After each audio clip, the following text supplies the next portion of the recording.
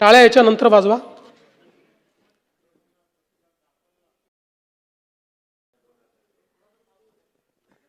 सातत्याने या संदर्भात अटी शर्ती आहे तशी मागणी होत होती. आज जवळपास आमच्या रणधीर सावरकरांच्या नेतृत्वात महायुतीचे सर्व आमदार मला भेटले आणि त्यांनी सगळ्यांनी मागणी केली की ही 50,000ची अट तुम्ही काढून टाका. त्यावेळी त्यांनाही मी आकडेवारी दाखवली. मी त्यांना हे सांगितलं की अट काढल्याने आमच्यावर 3-4 हजार कोटीचा भुर्दंड येईल. फार येईल असं नाही, 4,000 कोटीचा येईल, 5,000 कोटीचा येईल. पण शिस्तीचा भाग म्हणून ही आणलेली आहे. मी त्यांना दाखवलं की समजा 1 लाखापर्यंत नेली तर 2 लाखच शेतकरी असे राहतात की ज्यांच्यावर त्या ठिकाणी त्यांना याचा फायदा मिळत नाही. पण तरी देखील सगळ्यांचं मत होतं की 2 लाख शेतकरी का सोडता.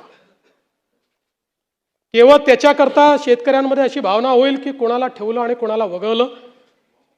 त्यामुळे मी आर्थिक शिस्त सांगत होतो आणि ते लोक मला हे सांगत होते की आपण व्यापक विचार केला पाहिजे आणि शेवटी लोकशाही आहे.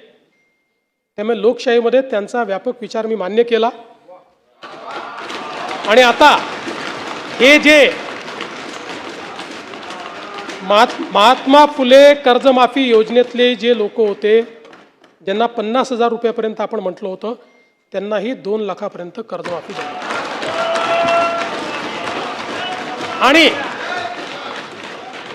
त्यासोबत 26-27चा जो नियम आहे तोही वगळण्यात येईल.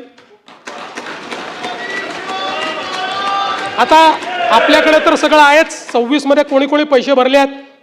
जसं यांनी सांगितलं 95% लोकांनी पैसे भरले.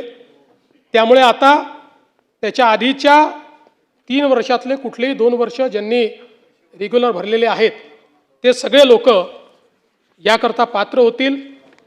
पुन्हा सांगतो, पहिल्यांदा राज्य सरकारने हा निर्णय घेतलाय. यापूर्वी कधीही असा निर्णय झालेला नाही.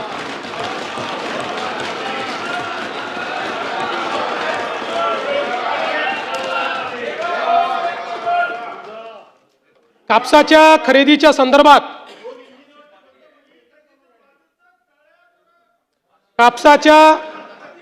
खरेदी संदर्भातही 7,710 प्रति क्विंटल या आधारभूत किमतीवर आपण 136 लाख क्विंटल कापूस खरेदी केलाय आणि त्याकरता 10,883 कोटी रुपयाची चुकारे हे त्या ठिकाणी दिलेले आहेत.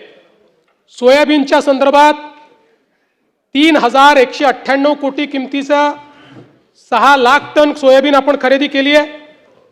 कांद्याच्या संदर्भात जवळपास 14,687 मेट्रिक टन कांदा खरेदी केलाय आणि कांद्याचा खरेदी दर आपण 2125 केल्यामुळे आता बाजारामध्ये तो 2500 ते 3,000 इथपर्यंत पोहोचलेला आहे.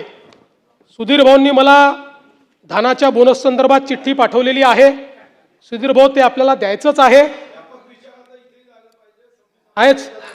आहेच आणि त्याचा योग्य वेळी निर्णय करणारच आहोत. आत्ता फक्त कॅश फ्लोचा प्रॉब्लेम कर्जमाफीमुळे आहे.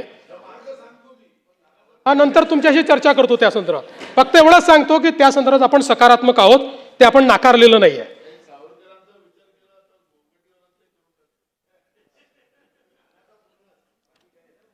अध्यक्ष महोदय, काही सदस्यांनी हे जे काही लोड शेडिंग आमच्याकडे होतं असं त्या ठिकाणी मांडलं.